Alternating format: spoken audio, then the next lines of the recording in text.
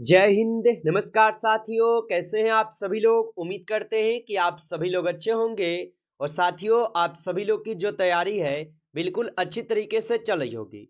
तो साथियों आज के इस क्लास में जो है साथियों बीएसएससी कार्यालय परिचारी भर्ती 2026 के एग्जाम के लिए साथियों मोस्ट इंपोर्टेंट क्वेश्चन लेकर आए हैं, जो कि साथियों आपके बीएसएससी के एग्जाम में साथियों अनेकों बार ये प्रश्न पूछे जा चुके हैं।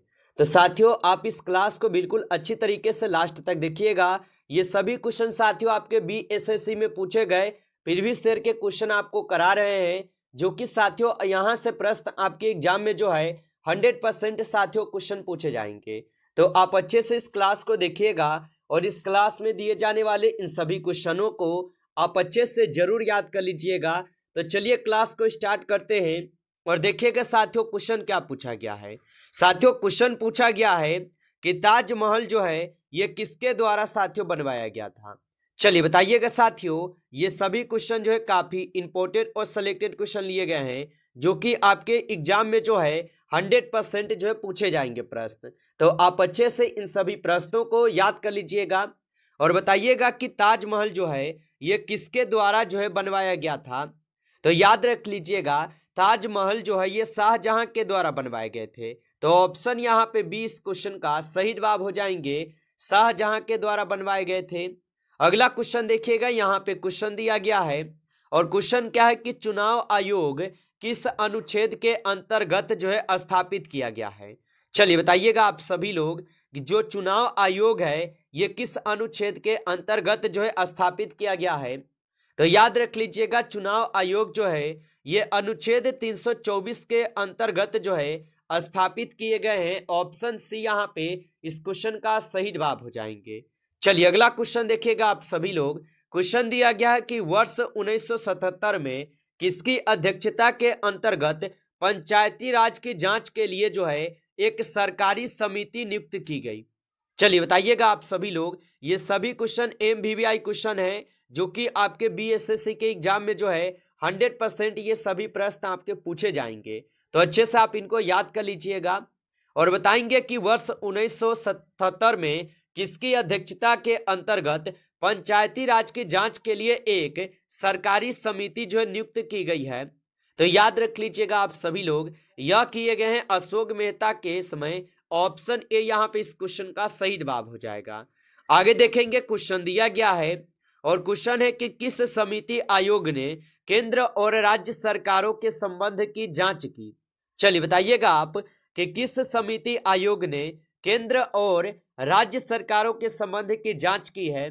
तो याद रख लीजिएगा यहाँ पे सरकारी आयोग किए हुए हैं। ऑप्शन सी यहाँ पे इस क्वेश्चन का सही जवाब हो जाएंगे। चलिए आगे देखिएगा क्वेश्चन दिया गया है और क्वेश्चन क्या है कि भारत की कुल जनसंख्या का कृषि में नियुक्ति प्रतिशत लगभग कितना है। चलिए बताइएगा आप कि भारत की कुल जनसंख्या का कृषि में नियुक्त प्रतिशत लगभग कितना होगा। तो याद रख लीजिएगा भारत की कुल जनसंख्या का कृषि में जो है यहाँ पे आपके 60% है। ऑप्शन ए यहाँ पे सही जवाब है, 60% हो जाएंगे। आगे देखिएगा क्वेश्चन दिया गया है। क्वेश्चन है कि किसके ऊपर जो है ताप तीव्रता पूर्वक जो है बढ़ता है। चलिए बताइएगा आप सभी लोग, यहाँ पे ऑप्शन भी है कि आयन मंडल, बाहरी मंडल, समताप मंडल या क्षोभ मंडल होगा। तो किसके ऊपर ताप जो है तीव्रता पूर्वक बढ़ता है। तो याद रख लीजिएगा बाहरी मंडल के द्वारा जो है यहाँ पे क्या होते हैं तो तीव्रता पूर्वक जो है यहाँ पे आपके क्या है तो ताप बढ़ते हैं। चलिए आगे देखेंगे क्वेश्चन दिया गया है कि बृहद पृष्ठीय क्षेत्रफल वाला महासागर है। चलिए बताइएगा आप कि बृहद पृष्ठीय क्षेत्रफल वाला महासागर हो जाएंगे। तो बृहद पृष्ठीय क्षेत्रफल वाला जो है यहाँ पे आपके महासागर कौन सा होगा। तो यहाँ पे हो जाएंगे प्रशांत महासागर। ऑप्शन डी लगा रहे हैं इस क्वेश्चन का सही जवाब। तो सही जवाब है प्रशांत महासागर हो जाएगा। आगे देखेंगे क्वेश्चन दिया गया है भारत माता नामक प्रसिद्ध पेंटिंग के चित्रकार कौन थे। चलिए बताइएगा आप कि भारत माता नामक प्रसिद्ध पेंटिंग के चित्रकार कौन थे। तो याद रख लीजिएगा यहाँ पे अवनींद्रनाथ टैगोर होगा। ऑप्शन यहाँ पे 20 क्वेश्चन का सही जवाब होगा। चलिए आगे देखिएगा क्वेश्चन दिया गया है और क्वेश्चन है कि 1487 ईस्वी में किसके केप ऑफ गुड होप की खोज की? चलिए बताइएगा आप कि 1487 ईस्वी में किसने केप ऑफ गुड की खोज की है? तो याद रख लीजिएगा यहाँ पे कौन किए हुए हैं। तो 9 नंबर क्वेश्चन के सही जवाब की बात की जाए तो ऑप्शन सी यहाँ पे बिल्कुल सही जवाब दिए गए हैं। चलिए अगला क्वेश्चन देखिएगा आप। क्वेश्चन क्या दिया गया आपका कि भारतीय अर्थव्यवस्था में शिथिल काल है। चलिए बताइएगा आप कि भारतीय अर्थव्यवस्था में शिथिल काल होगा। तो भारतीय अर्थव्यवस्था में जो है शिथिल काल क्या होगा? तो जनवरी और जून होता है। ऑप्शन यहाँ पे सी इस क्वेश्चन का बिल्कुल सही जवाब हो जाएंगे, जनवरी और जून होता है। आगे देखिएगा क्वेश्चन दिया गया है और क्वेश्चन क्या दिया गया आपका कि किस संवैधानिक संशोधन ने पंचायती राज संस्था को स्थापित किया? चलिए बताइएगा आप कि किस संवैधानिक संशोधन ने पंचायती राज संस्था को स्थापित किया है? तो याद रखेंगे यहाँ पे किए हुए हैं 73वां संशोधन अधिनियम। ऑप्शन सी यहाँ पे इस क्वेश्चन का सही जवाब हो जाएगा। चलिए अगला क्वेश्चन देखिएगा। क्वेश्चन है कि मानव अधिकार दिवस कब मनाया जाता है? चलिए बताइएगा आप कि मानव अधिकार दिवस जो है ये कब मनाया जाता है? तो याद रखिएगा मानव अधिकार दिवस जो है ये मनाए जाते हैं कब? तो ये 10 दिसंबर को मनाए जाते हैं। ऑप्शन डी यहाँ पे इस क्वेश्चन का सही जवाब होगा। चलिए आगे देखिएगा क्वेश्चन दिया गया है कि किसके शासनकाल के दौरान अजंता की गुफाएं निर्मित की गई? चलिए बताइएगा आप कि किसके शासनकाल के दौरान अजंता की गुफाएं निर्मित की गई? तो याद रख लीजिएगा ये किए गए हैं गुप्त काल के दौरान। ऑप्शन ए यहाँ पे इस क्वेश्चन का सही जवाब हो जाएंगे, गुप्त काल के दौरान होगा। आगे देखेंगे क्वेश्चन दिया गया है कि निम्न में से कौन सा एक वितलीय अग्नेय शैल का उदाहरण है? चलिए बताइएगा आप कि निम्न में से कौन सा एक वितलीय अग्नेय शैल का यहाँ पे उदाहरण है? तो याद रखेंगे यहाँ पे ग्रेनाइट हो जाएगा। ऑप्शन बी कीजिएगा इस क्वेश्चन का सही जवाब। चलिए आगे देखिएगा यहाँ पे क्वेश्चन दिया गया है कि बाजार विनियमन प्रणाली आरंभ की गई। चलिए बताइएगा आप सभी लोग, तो बाजार विनियमन प्रणाली जो है ये आरंभ की गई थी। तो बाजार विनियमन प्रणाली जो है ये आपके अलाउद्दीन खिलजी के द्वारा जो है ये प्रणाली आरंभ की गई। ऑप्शन सी यहाँ पे सही जवाब होगा। आगे देखिएगा क्वेश्चन है कि विदेशों में काम कर रहे भारतीयों की आय है। चलिए बताइएगा आप, और आप अभी तक इस क्लास को जो है लाइक नहीं किए हैं तो आप इस क्लास को एक बार लाइक कर लेंगे। नए जुड़े हैं साथियों आप इस चैनल पे, तो आप इस चैनल को भी सब्सक्राइब करके ऑल नोटिफिकेशन को ऑल पे दबा के जुड़ जाइए, जिससे कि जब भी कोई नई क्लास हो सबसे पहले जो है क्लास का नोटिफिकेशन आपके पास पहुंच सके। तो आप इस चैनल को सब्सक्राइब जरूर कर लीजिएगा और बताइएगा कि विदेशों में काम कर रहे भारतीयों की आय है। तो याद रख लीजिएगा यहाँ पे विदेशों से अर्जित आय का अंश हो जाएगा। ऑप्शन यहाँ पे बी सही जवाब है।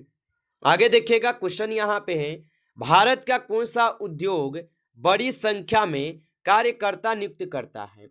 चलिए बताइएगा आप कि भारत का कौन सा यहाँ पे उद्योग बड़ी संख्या में कार्यकर्ता को यहाँ पे नियुक्त करता है? तो याद रख लीजिएगा वस्त्र उद्योग हो जाएगा। ऑप्शन बी यहाँ पे सही जवाब होगा। आगे देखिएगा क्वेश्चन यहाँ पे है कि संसद की लोक लेखा समिति का अध्यक्ष नियुक्त किया गया जाता है। चलिए बताइएगा आप यहाँ पे कि संसद की लोक लेखा समिति का अध्यक्ष नियुक्त किया जाता है। तो ये नियुक्त किए जाते हैं लोकसभा के अध्यक्ष के द्वारा। ऑप्शन ए यहाँ पे इस क्वेश्चन का सही जवाब हो जाएंगे, लोकसभा के अध्यक्ष द्वारा होगा। आगे देखेंगे क्वेश्चन दिया गया आपका कि किस सदन में अध्यक्ष उस सदन का सदस्य नहीं होता है? चलिए बताइएगा आप कि किस सदन में अध्यक्ष उस सदन का सदस्य नहीं होता है? तो याद रख लीजिएगा यहाँ पे राज्यसभा के नहीं होते हैं। ऑप्शन बी सही जवाब है, राज्यसभा के नहीं होते हैं। आगे देखेंगे यहाँ पे आपका क्वेश्चन दिया गया है और क्वेश्चन है कि मत देने का अधिकार किस कोटि से संबंधित है? चलिए बताइएगा आप कि मत देने का जो अधिकार है ये किस कोटि से संबंधित हो जाएगा? तो मत देने का जो अधिकार है ये राजनीतिक अधिकार हो जाएगा। ऑप्शन यहाँ पे डी इस क्वेश्चन का सही जवाब है, राजनीतिक अधिकार से संबंधित हो जाएगा। आगे देखिएगा क्वेश्चन दिया गया है कि मौर्य वंश के तत्काल बाद किस वंश ने आकर मगध राज्य पर शासन किया? चलिए बताइएगा आप कि मौर्य वंश के तत्काल बाद किस वंश ने आकर मगध राज्य पर शासन किया है? तो याद रख लीजिएगा, यहाँ पे शुंग वंश आकर शासन किए थे। ऑप्शन बी यहाँ पे इस क्वेश्चन का सही जवाब होगा। आगे देखेंगे, क्वेश्चन दिया गया आपका यहाँ पे, और क्वेश्चन है कि राज्यसभा के लिए राष्ट्रपति द्वारा कितने सदस्य जो है नामित किए जाते हैं? चलिए बताइएगा आप कि राज्यसभा के लिए राष्ट्रपति द्वारा कितने सदस्य नामित किए जाते हैं? तो आप याद रखेंगे, यहाँ पे कुल 12 सदस्य जो है नामित की जाती है। ऑप्शन बी यहाँ पे इस क्वेश्चन का सही जवाब होगा। चलिए आगे देखिएगा, क्वेश्चन दिया गया है कि निम्न में से किस मुगल सम्राट ने स्वयं अपनी आत्मकथा लिखी थी? चलिए बताइएगा आप कि निम्न में से किन मुगल सम्राट ने स्वयं अपनी आत्मकथा को लिखी थी? तो याद रखिएगा, यहाँ पे बाबर और जहांगीर लिखे हुए हैं। ऑप्शन बी यहाँ पे इस क्वेश्चन का सही जवाब है। आगे देखेंगे, क्वेश्चन दिया गया है कि प्रायद्वीपीय भारत में उच्चतम पर्वत चोटी है। चलिए बताइएगा आप कि प्रायद्वीपीय भारत में उच्चतम पर्वत चोटी हो जाएंगे। तो प्रायद्वीपीय भारत में जो है उच्चतम पर्वत चोटी जो है यहाँ पे हो जाएंगे आपके अनाईमुडी। ऑप्शन ए कीजिएगा इस क्वेश्चन का सही जवाब। चलिए आगे देखेंगे, यहाँ पे क्वेश्चन दिया गया है और क्वेश्चन है कि किसी चट्टान को स्व स्थान पर तोड़ देना कहलाता है? चलिए बताइएगा आप कि किसी चट्टान को स्व स्थान पर तोड़ देना कहलाता है? तो साथियों ये आपके अपक्षयन कहलाते हैं। ऑप्शन बी लगा रहे हैं तो सही जवाब है, अपक्षयन कहलाते हैं।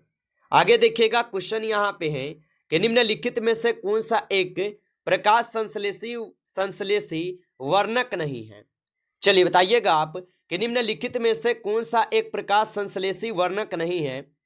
तो याद रख लीजिएगा, यहाँ पे इस क्वेश्चन का सही जवाब ऑप्शन यहाँ पे डी हो जाएंगे, एंथ्रोसाइनिन हो जाएंगे। ऑप्शन डी सही जवाब है। आगे देखेंगे, क्वेश्चन दिया गया है, क्वेश्चन है कि निम्नलिखित में से कौन सा एक रेशेदार प्रोटीन है? चलिए बताइएगा कि निम्नलिखित में से कौन सा एक रेशेदार प्रोटीन है? तो यहाँ पे रेशेदार प्रोटीन जो है केरेटिन है। ऑप्शन सी आपका सही जवाब होगा। चलिए आगे देख लीजिएगा, क्वेश्चन दिया गया है कि टाइफाइड बुखार किसके द्वारा होता है? चलिए बताइएगा आप कि टाइफाइड बुखार जो है किसके द्वारा होता है? तो टाइफाइड बुखार जो है ये आपके जीवाणु के द्वारा होते हैं। ऑप्शन ए यहाँ पे सही जवाब है, जीवाणु के द्वारा। आगे देखिएगा, यहाँ पे क्वेश्चन दिया गया है, क्वेश्चन है कि जब दो परमाणुओं के बीच आबंध बनता है तो प्रणाली समुदाय की ऊर्जा डैश होती है। तो जब दो परमाणुओं के बीच यहाँ पे आबंध बनता है तो प्रणाली समुदाय की जो ऊर्जा होती है ये वैसे ही रहती है। ऑप्शन यहाँ पे सी इस क्वेश्चन का सही जवाब है। आगे देखिएगा, क्वेश्चन दिया गया है कि जल का सर्वाधिक घनत्व किस पर होता है? चलिए बताइएगा आप कि जल का सर्वाधिक घनत्व किस पर होता है? तो जल का जो सर्वाधिक घनत्व होता है ये 4 डिग्री सेल्सियस पे होते हैं। ऑप्शन सी यहाँ पे सही जवाब हो जाएगा। नमस्कार साथियों, इस क्लास में जो है आपके टॉप 30 क्वेश्चन थे जो कि काफ़ी इंपॉर्टेंट और सिलेक्टेड क्वेश्चन थे। साथियों यदि आपको क्लास अच्छा लगा हो तो आप इस क्लास को साथियों लाइक कर लेंगे। नए जुड़े हैं आप इस चैनल पे तो आप इस चैनल को भी सब्सक्राइब करके ऑल नोटिफिकेशन को ऑल पे दबा के जुड़ जाएंगे, जिससे कि जब भी कोई नई क्लास हो सबसे पहले क्लास का नोटिफिकेशन जो है आपके पास पहुंच सके। तो आप इस चैनल को सब्सक्राइब कर लीजिएगा और साथियों आप इस क्लास को अपने उन दोस्तों के पास जरूर शेयर कर लीजिएगा जिनको इस क्लास के साथियों जरूरत हो। चलिए फिर मिलते हैं आपसे एक नेक्स्ट टॉपिक के साथ नेक्स्ट क्लास में। तब तक के लिए जय हिंद, जय भारत।